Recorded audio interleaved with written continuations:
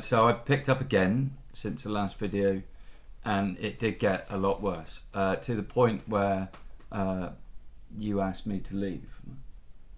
I'm Bibba, and this is Adam. We live on the cliffs of Cornwall in the UK. We love to travel with our two children, Tamani and Pablo. Welcome to our world. Like and subscribe for the ups and downs of real life.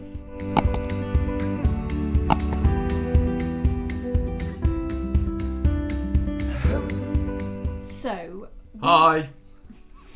the last video we talked about addiction, you were 5 days sober. Okay. I'm on day 12 of sobriety, clean and sober for 12 days. But it did, so I picked up again since the last video, and it did get a lot worse, to the point where you asked me to leave. I did. Twice. Yeah. I got to the point where it's no longer, I was so kind of lonely in a way, and so it's just so boring living with someone who constantly lies. And I don't mean that in a horrible way, because it's true, but I do manage to separate the addict. But it's lying Adam. about the drinking and using, and that permeates out into the rest of your life. Like, you know, I'm not a liar. No, I'm not dishonest in general life. No, but that's what I was just saying. Is that it's Adam is two different people. He's Adam, who this is Adam, but then when he drinks, he turns into this. He turns into a different person. Now, he's not violent and he's not horrible. He's just a different person, and until you live with someone like that, who has these two different personalities, it's very difficult for people to understand. So if you don't live with someone who's an addict, then, you know, don't worry if you don't understand that concept. However, for me, that's what it's like. I live with two different people, and that person that I really, really despise was the person I was living with. That was the addict. And I'd had enough. Why? I do. I've told you. You love this one, though, don't you? Yeah, but I've told you so many times before that I actually hate that person. Yeah, I don't blame you. I hate that. I addict. don't. But I'm not best friends with him. No, but it got to a point where I couldn't carry on. I don't want to live with somebody I hate. So unless he's going to choose to be that other person, because I can't choose that for him, unless he's going to choose that, I don't want a part of it. And for the kids, it was not good. For me and what I needed for myself and a relationship that I want to be in, this was not it. So that's why I asked you to leave. Yeah. Well, so the first night, you said, all right, enough's enough, you've got to go. And I'm like... And I had warned, you know, it wasn't like this was out of the blue. No. I had said to you previously, if you're going to carry on like this... You pack my bags and I'm gone. Yeah. I was asked to leave, and I refused. Well, first I pleaded for me to be able to stay, and then I refused, and so that kind of brought me another day, reluctantly from you. But let me speak. I wasn't You were speaking. about to open your mouth. But I did it again the next day. At which point you asked me to leave again. And both times, I had just like to point out, I was absolutely deadly serious. This wasn't just an empty threat. We've done empty threats. Yeah. There's been so many empty threats. But something changed that night for me. Because I don't want to live like that when I'm like that. You know, I don't want to be waking up every day feeling guilty, feeling full of shame, remorse. I don't enjoy being 2 stone heavier than I want to be. I don't enjoy waking up with a headache.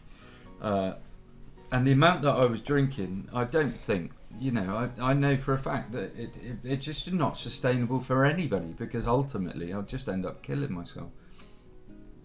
So that morning, something clicked. Dog, get down. Something clicked in my head, and that night I got on the phone to people. No, I went to a meeting, and then I spoke to people after the meeting, and I just made a decision. It's like, right, this has got to change. Something's, and not necessarily for you and the kids. No, and that's what needs to happen. Is addicts won't change for anybody else. Yeah, people won't change for anybody else. They've got to do it for themselves. They've got to get to that point. That was it. That was my point. Like, you know, over the last 12, 13 years, I've had 4 relapses, and this last one being the 4th. But I don't count them as individual. It started last year in the first lockdown. But the blocks for me to recovery are ones of ego, pride, believing that I can solve my own problems, that I can solve everyone else's problems, and my life. I get to the point in my life where I've got so many balls in the air that I just can't cope, and you know, I get to that point where I allow life to get too much, and I need to block it out because I can't cope. The last week it's just been. It wasn't easy to go from drinking as much as I was to nothing. Some might say it's a pretty silly thing to do, just to stop completely straight off the bat. But I'm still here. Yep. Wasn't a very nice couple of days, but you know, I get to wake up now. My daily routine. So I'm part of a 12-step fellowship who, you know, they make suggestions. There's a basic text that we follow that gives guidance, and I think at last I've actually grown up enough to take it on board and to have acceptance around the fact that I'm never going to change. So I've got 2 choices. I either embrace who I am and embrace change and have a good life, or I don't, and I'll drink myself to death. And lose everything in the process. That kind of happens when you die. Well, yeah, I know that. But yeah, okay, fine. But so each day now, I have a structure to my day. Like, it's my mornings and my evenings. So in the mornings, I get up. You know, I get on my knees to say prayers. I don't believe in God necessarily, but I believe that something's keeping an eye on me and looking out for me. But for me, it's more of an act of humility that I can get on my knees and just and in my head say, look, I know that I need help today. I need help with lots of different aspects of my life, but not for me, so that I can be a better person for the people I love, for the people who I come into contact every day with as well, like, you know, somebody at the shop, my customers at work, all of that sort of stuff. I need to I ask for help in just getting ads out the way, like, because my best efforts in the last 12, 13 years, some of the stuff I've done has been absolutely amazing, but some of it that led me back to drinking has been a pile of shite. Yeah, it's your ego constantly gets in the way. You think you can do it better than I've done it previously, so it's like I'll just keep going, I'll keep going, and it was like that when I was drinking. It's like, right, okay, tomorrow, okay, all right, I'll drink today, but I'll stop tomorrow. Or I can do something better tomorrow that will make me not want to drink. Yeah. But the fact is, tomorrow never comes. So I wake up full of remorse. It's like, right, I'm not going to do it again today. Start to feel better throughout the day. 4 o'clock comes, I want to have a drink. But I don't just have 1 or 2 drinks. I drink a litre of vodka of an evening. You don't anymore. I don't anymore. But if I drink, that's what I drink. That's, you know. Yeah. I don't have a couple of 3% lagers. So 12 days. I feel great. Like, everything's got easier. Work's got easier. We're not arguing. Yeah. No, it's. You've fallen back in love with me again.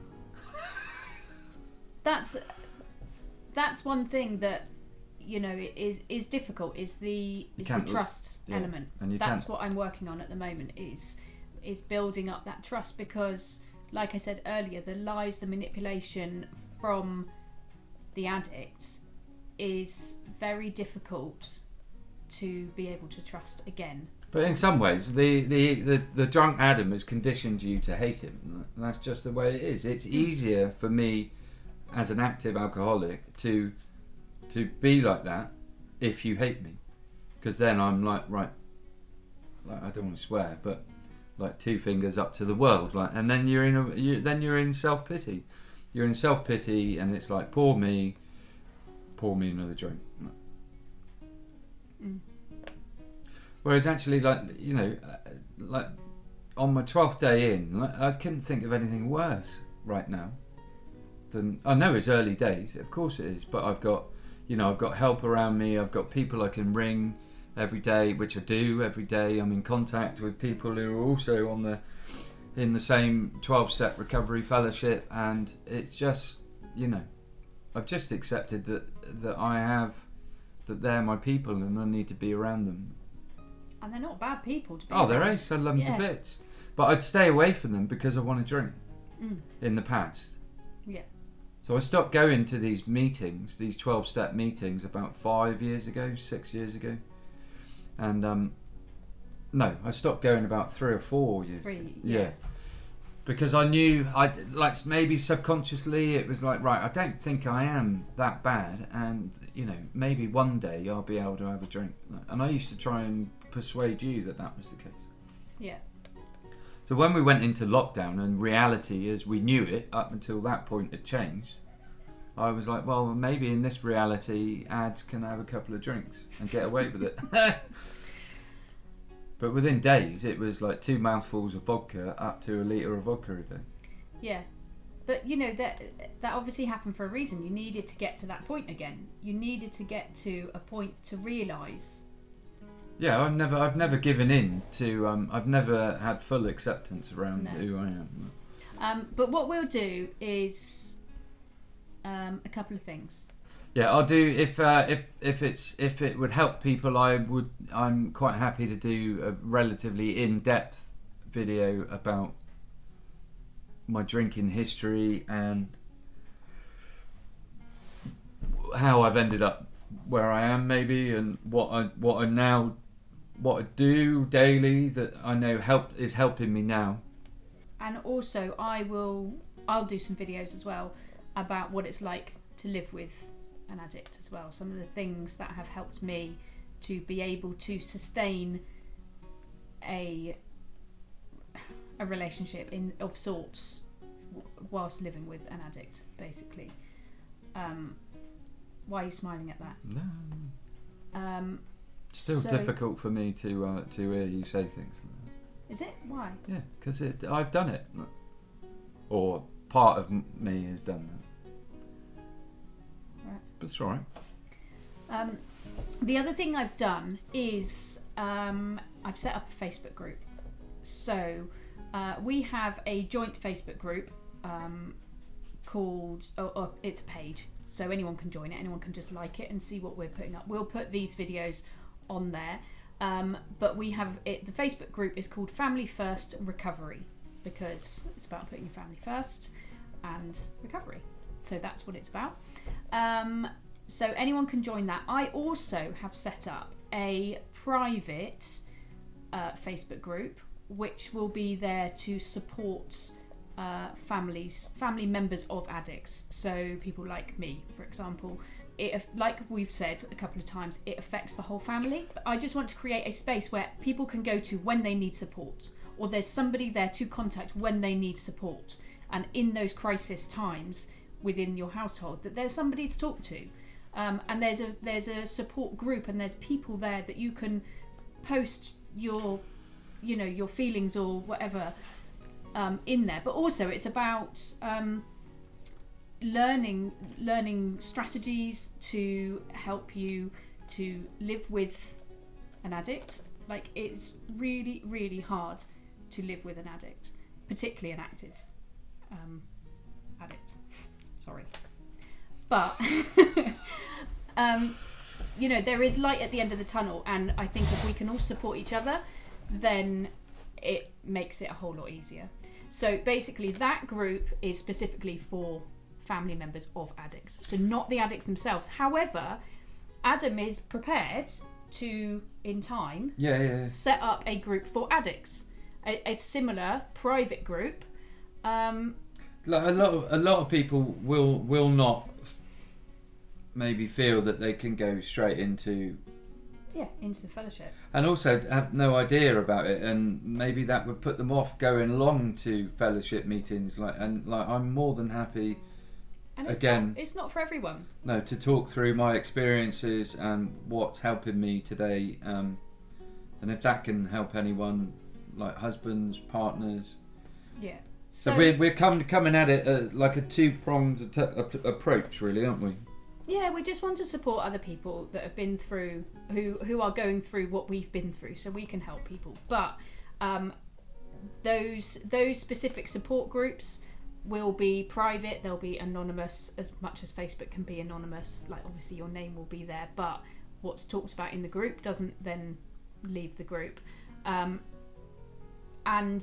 so maybe comment below the video if you think that Adam setting up a separate group would be useful to people, or reach out to Adam personally, or send a message on whatever platform you might be watching this on. Just send us a message, because we'd love to hear from you. We'd love to be able to help people, and yeah. Yeah. Were you going to say something then? No. I was going to say my other group is called Downtrodden Husbands, so I'll be sending out information on that in the future. That's funny.